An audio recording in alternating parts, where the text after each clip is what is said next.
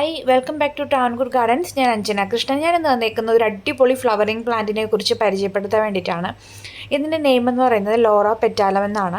ഈ ഒരു പ്ലാന്റിൻ്റെ ഒരു പ്രത്യേകത എന്ന് പറയുന്നത് ഇതിനെ നമുക്ക് പൂക്കൾക്ക് വേണ്ടിയിട്ടും വളർത്താം, ഇല്ല നമ്മുടെ ഇലകളുടെ ഭംഗി വെച്ചും ഈ ഒരു പ്ലാന്റിനെ നമുക്ക് ഗാർഡനിൽ നിർത്താനായിട്ട് പറ്റും.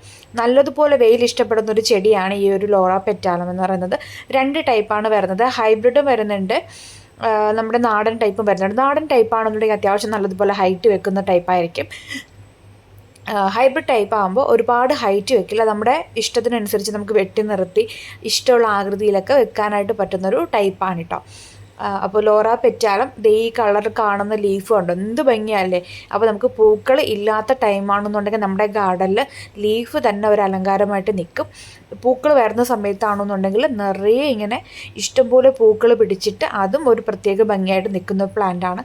അപ്പോൾ ഇതിൻ്റെ തൈകൾ നമ്മുടെ കയ്യിൽ സ്റ്റോക്ക് ഉണ്ട്, വേണ്ട ഒരു വാട്സപ്പ് ചെയ്യാം കേട്ടോ.